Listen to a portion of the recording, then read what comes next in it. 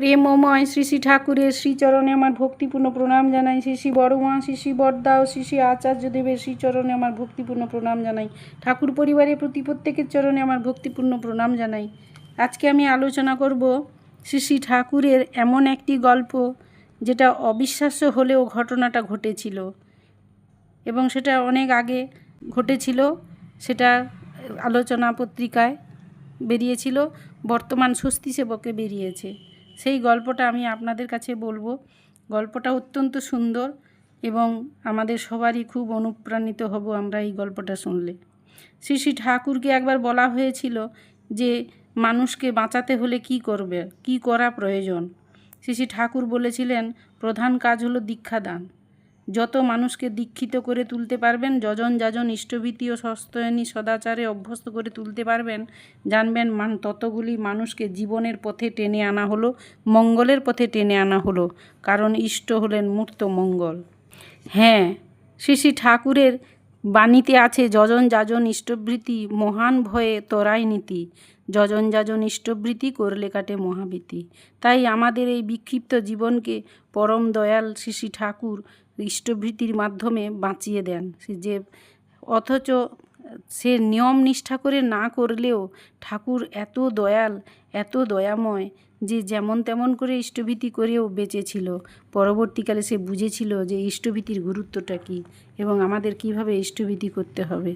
যাই হোক, আমি গল্পে চলে যাচ্ছি। 1957 সালের কথা।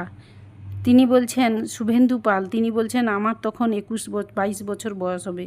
দার্জিলিং গভর্নমেন্ট কলেজে বিএসসি পরীক্ষা দিচ্ছেন। ঘুম একটা ছোট রেলওয়ে স্টেশন। ঘুমে পড়াশোনা করার জন্য তার কাকার কাছে থাকতেন। তার কাকা সেখানে রেলে চাকরি করতেন, তার বাড়িতেই থাকতেন। তো কাকার বাসা সেই ঘুম স্টেশনের উপরেই।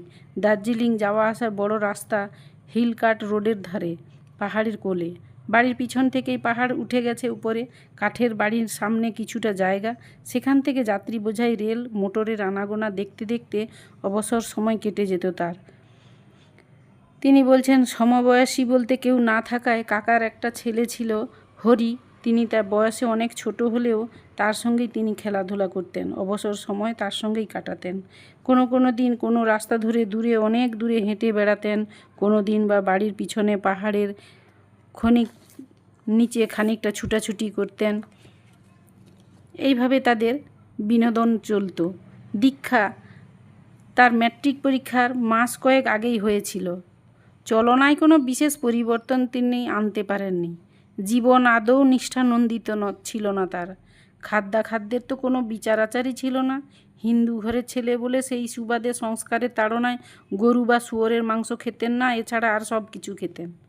অভ্যাসের বসে ইষ্টভীতির যে রকমটা করে চলেন তাকে আজকের মানসিকতায় ইষ্টভীতি না বলে ইষ্টভীতির ফাঁকিবাজি বললে বলা যায়। তিনি কেমন ইষ্টভীতি করতেন বলছেন নেশা করার পয়সা জোটে, কিন্তু ইষ্টভীতি করার বেলায় পাহাড়ের গায়ে সেখানে ফুটে ওঠা এই রকম ছোট ছোট ফুল, না হয় দেশলাইয়ের কাঠি ভাঙা, কখনো বা কাগজের এক টুকরো, হাতের সামনে সহজে যা পেতেন তাই সেই দিয়েই রোজ ইষ্টভীতি করতেন। আবার কখনো কখনো কদাচিৎ হয়তো বা পয়সা দিয়ে ইষ্টভীতি করেছেন। এই ইষ্টভীতি তিনি কোটের ভেতরে পকেটে জমিয়ে রাখতেন। ইষ্টভীতির পাঠানোরও কোনো তাগিদ তিনি অনুভব করেননি। তো ডাক্তার কাকার বাড়িতে ঠাকুরের কোনো ছবি নেই, থাকারও কথা নয়। তার বাড়ির কেউ দীক্ষিত ছিলেন না, নিজের কাছেই ঠাকুরের কোনো ছবি নেই। দার্জিলিংয়ে কলেজে যাওয়ার পথে এক দোকানে ঠাকুরের ছবি ছিল। তিনি মনে মনে সেই ছবিতে প্রণাম করেই যেতেন কলেজে যাওয়ার অন্য রাস্তা থাকলেও তিনি সেই রাস্তা ধরেই যেতেন। এই রকম করে বেশ দিন কাটছিল।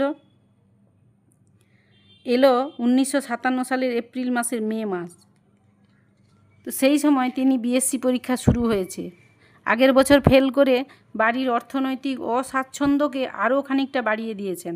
এবার পরীক্ষায় না পাশ করলেই নয়। 2টো বিষয়ের পরীক্ষা শেষ হয়ে গিয়েছে, আর মাত্র একটা বিষয় অর্থাৎ পদার্থবিদ্যার পরীক্ষা বাকি। তারপর দীর্ঘ অবকাশের পর প্র্যাকটিক্যাল পরীক্ষা। পদার্থবিদ্যা পরীক্ষার আগের দিন ছুটি। সমস্ত দুপুর লেখাপড়া করে বিকেলে হরির সাথে বাড়ির পিছনে পাহাড়ে একঘেয়েমি কাটাতে গেছেন।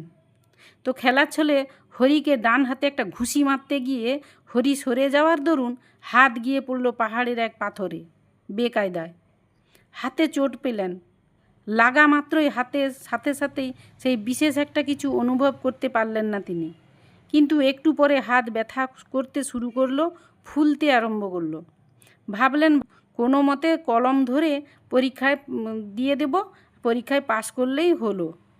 তারপর প্র্যাকটিক্যাল পরীক্ষা তো অনেক পরে আছে, ততদিনে নিশ্চয়ই হাত ভালো হয়ে যাবে।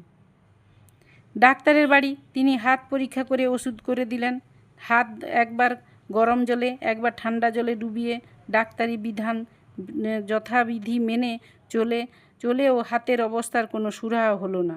উন্নতি তো দূরের কথা, অবস্থা উত্তরোত্তর অবনতির পথে চলল। ব্যথা ও ফোলা ক্রমাগত বাড়তে লাগলো।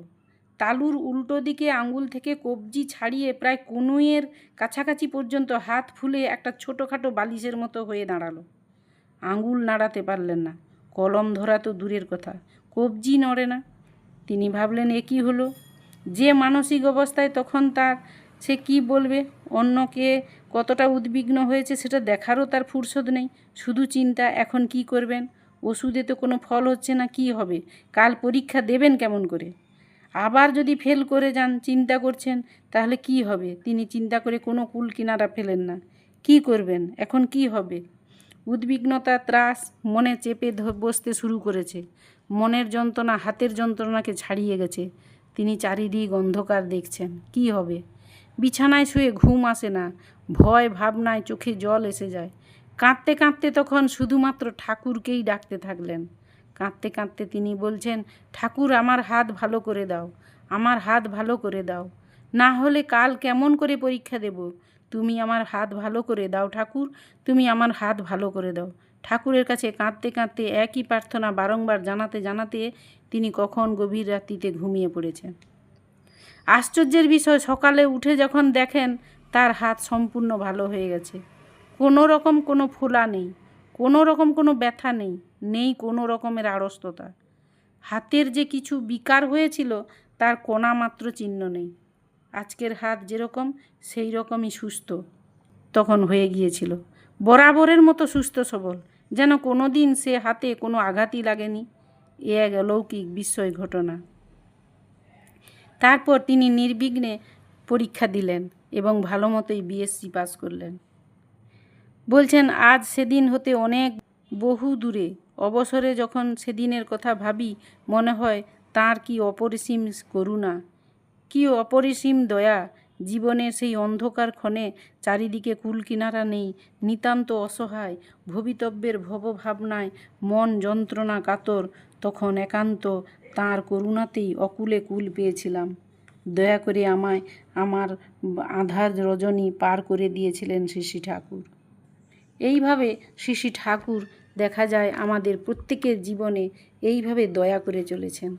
তাই আমাদের প্রত্যেকের উচিত হবে তার দয়ায় তার আদেশ নির্দেশগুলো পালন করে চললে শ্রী ঠাকুর জোর দিয়ে বলেছেন, যজন যাজন ইষ্টভৃতি করলে কাটে মহাবীতি। বর্তমান আচার্যদেব সেই কথাই বলে চলেছেন। তিনি সারা দিন এবং রাত্রিতে বসে থাকেন। কত মানুষ আসেন তার কাছে, তাদের সমস্যার কথা জানান আর তিনি সমস্ত সমস্যার সমাধান দেন। ঠাকুরের এই বর্তমান এরকম একটা পরিস্থিতিতে, এরকম একটা দিনেও আমরা যে একদম অভিভাবকহীন নয়, আমাদের যে একজন সহায়ক আছেন যিনি আমাদের সর্ব সমস্যার সমাধান করে দেন, আচার্যদেব। তিনি একবার নিজেই বলছেন যে আমি নিজেকে সুস্থ রাখার চেষ্টা করি, কারণ অনেক মানুষ আসেন অনেক আশা নিয়ে তাদের কথা বলতে। আমি যদি অসুস্থ হয়ে যাই তাহলে আমি আর তাদের কথা শুনতে পাবো না, তাই নিজেকে সুস্থ রাখার চেষ্টা করি।